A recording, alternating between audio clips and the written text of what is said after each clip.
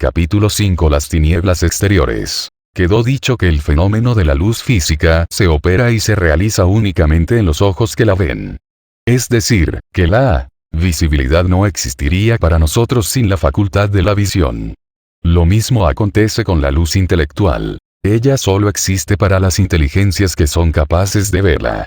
Es la luz interior fuera de la cual nada existe sino las tinieblas exteriores donde, según la palabra del Cristo, no existen más que llantos y crujir de dientes. Los enemigos de la verdad se asemejan a los niños miedosos, que derriban y apagan las luces para gritar y llorar mejor en las tinieblas. La verdad es tan indispensable del bien que toda mala acción, libremente consentida y realizada, sin que la conciencia proteste, apaga la luz de nuestra alma y nos lanza hacia las tinieblas exteriores. En esto radica la esencia del pecado mortal. El pecador está representado por el mítico Edipo I, quien después de matar a su padre y ultrajar a su madre acabó por cegar sus propios ojos. El padre de la inteligencia es el saber y su madre es la creencia. Había dos árboles en el Edén, el árbol de la ciencia y el árbol de la vida. El saber debe y puede fecundar la fe. Sin él, ella se gasta en abortos monstruosos y solo produce fantasmas. La fe debe ser la recompensa del saber y el fin de todos sus esfuerzos. Sin ella, dicho saber acaba por dudar de sí mismo y cae en un desaliento profundo que luego se cambia en desesperación. Así, de un lado los creyentes que desprecian la ciencia y que desconocen la naturaleza, y del otro, los sabios que ultrajan, repelen y quieren aniquilar la fe, son igualmente enemigos de la luz y se precipitan, cada cual más deprisa, en las tinieblas exteriores en que Proudhon y Beuillot hacen oír su voz más triste que el sollozo y el crujir de sus dientes. La verdadera fe no puede estar en contradicción con la verdadera ciencia. Toda explicación de dogma cuya falsedad demostrase la ciencia debe ser reprobada por la fe. No estamos en el tiempo en que se decía, creo porque es absurdo. Debemos decir ahora, creo, porque sería absurdo no creer. Credo quia absurdum non credere. La ciencia y la fe ya no son dos máquinas de guerra prontas a chocar, sino las dos columnas destinadas a sostener el frontispicio del templo en la paz. Es preciso limpiar el oro del santuario, ordinariamente tan deslucido por la inmundicia sacerdotal. El Cristo dice, las palabras del dogma son espíritu y vida, y para él la materia nada vale. Añade también, no juzguéis, para no ser juzgados, pues el juicio que hagáis os será aplicado y seréis medidos con la misma medida que uséis. Qué espléndido elogio de la sabiduría y de la duda. Y qué proclamación de la libertad de conciencia. De hecho, una cosa es evidente para quien presta atención al buen sentido, que si existiese una ley rigurosa aplicable a todos, y sin cuya observancia fuese imposible la salvación, sería preciso que esa ley promulgara de manera tal que nadie pudiese discutirla o dudar de ella. La duda posible equivaldría a una negación formal y el desconocimiento de dicha ley por parte de un solo hombre anularía de por sí la divinidad de dicha ley. No hay dos maneras de ser hombre de bien. ¿Será la religión menos importante que la probidad? Sin duda que no, y es por eso que jamás hubo más que una religión en el mundo. Las disidencias son apenas aparentes. Pero lo que siempre hubo de irreligioso y horrible es el fanatismo de los ignorantes, que se dañan mutuamente. La religión verdadera es la religión universal, y es por esto que solamente la que se llama católica trae la verdad. Esta religión posee y conserva la ortodoxia del dogma, la jerarquía de los poderes, la eficacia del culto y la magia verdadera de la ceremonia. Sustentando esto, a pesar del Papa si fuere necesario, seremos tal vez más católicos que el Papa y más protestantes que Lutero. La verdadera religión es, principalmente, la luz interna. Las formas religiosas se multiplican a menudo y se esclarecen por el fósforo espectral en las tinieblas exteriores. Pero es preciso respetar la individualidad de las almas que no comprenden el espíritu. La ciencia no puede y no debe emplear represalias contra la ignorancia.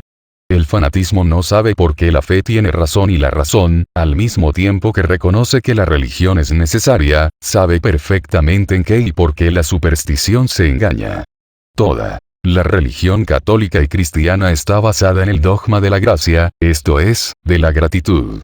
Recibiréis liberalmente, dad. también con libertad, dice San Pablo. La religión es, esencialmente, una institución de beneficencia. La Iglesia es una casa de auxilio para los desheredados de la filosofía. Se puede dispensarla, pero no conviene atacarla. Los pobres que se abstienen de acudir a la asistencia pública no tienen por eso el derecho de difamarla. El hombre que vive honestamente sin religión se priva a sí mismo de un gran auxilio, aunque pro ello no hace ningún agravio a Dios. Los dones gratuitos no se sustituyen por castigos cuando alguien los rehúsa, y Dios no es un usurero que haga pagar a los hombres intereses de lo que no le adeudan. Los hombres tienen necesidad de la religión, pero la religión no tiene necesidad de los hombres. Aquellos que no reconocen la ley, dice San Pablo, serán juzgados fuera de la ley. No habla aquí de la ley natural sino de la ley religiosa, o para ser más exactos, de las prescripciones sacerdotales. Fuera de estas verdades, tan dulces y tan puras, solo hay tinieblas exteriores, donde lloran aquellos que la religión mal comprendida no podría consolar y donde los sectarios que toman el odio por el amor hacen rechinar sus dientes. Santa Teresa tuvo una visión formidable en cierta oportunidad. Le pareció estar en el infierno encerrada entre dos paredes vivientes que constantemente se acercaban sin llegar nunca a aplastarla. Esta prisión, hecha de paredes palpables, podría hacernos pensar en aquella palabra amenazadora de Cristo: las tinieblas exteriores. Imaginemos un alma que por odio a la luz se vuelve ciega como Edipo, que resiste todas las atracciones de la vida y que huye de la vida como de la luz. Lanzada fuera de la atracción de los mundos y de la claridad de los soles, deambula sola en la inmensidad oscura para toda la eternidad y únicamente existe para ella misma y para los ciegos voluntarios que se le asemejan. Inmóvil en la sombra, sufre la tortura eterna de la noche. Le parece que todo está aniquilado, excepto su propio sufrimiento capaz de llenar el infinito. Oh dolor.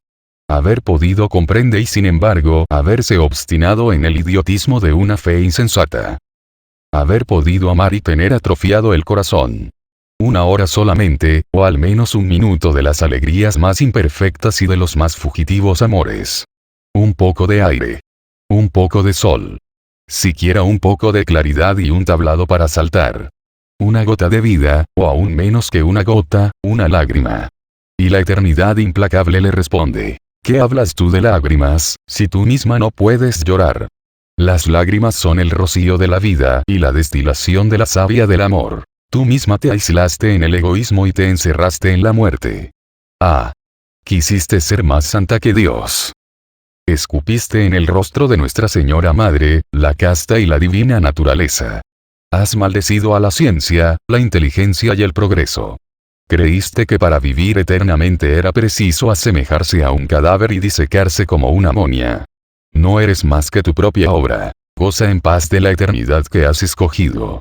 Sin embargo, aquellas pobres gentes a quienes llamabais pecadores y malditos irán a salvaros.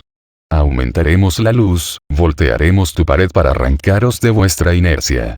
Un enjambre de amores, o si queréis una legión de ángeles, amores y ángeles han sido creados de la misma manera, lo rodearán y llevarán con guirnaldas de flores y lucharás con el Mefistófeles del bello drama filosófico de Goethe.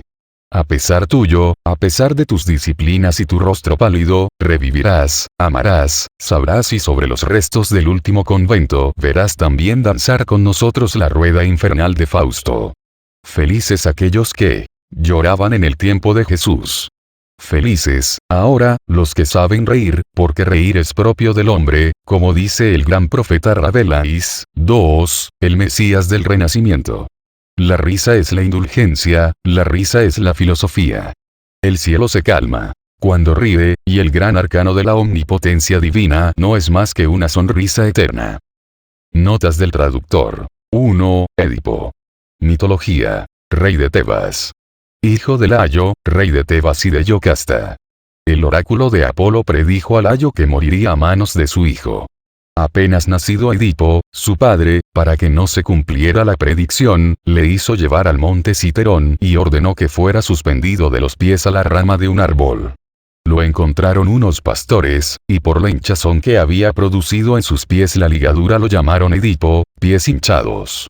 Más tarde fue el vencedor de la Esfinge, lo cual no es más que una alegoría iniciática. 2. Rabelais, Francisco. Sacerdote católico, filósofo, médico y escritor francés, autor de las célebres obras Gargantúa y Pantagruel. Durante su permanencia en el convento franciscano de Fontenay-le-Comte, donde hizo su noviciado y recibió las órdenes sacerdotales, despertaron en él dos grandes sentimientos que arraigaron profundamente: el amor a las letras y el odio a los frailes. Tuvo que huir del convento por haberse vuelto sospechoso al capítulo de la orden. En 1511 fue nombrado cura párroco de Meudon. Dice de él Colletet: desempeñó este curato con toda la sinceridad, buena fe y caridad que se pueden esperar de un hombre que quiere cumplir con su deber. No se ve queja ni contra sus costumbres ni contra su conducta pastoral. Rabelais, institutor y moralista de primera línea para quien lo lee con ánimo sereno, usa mucho de la sátira fina e ingeniosa como la de Cervantes. Los mediocres consideran sus obras sin valor. El destino de Rabelais fue vivir siempre perseguido por los religiosos y los teólogos y haber sido siempre aplaudido por los prelados y los príncipes, pues a estos últimos debió su completa rehabilitación y la publicación de sus numerosas obras.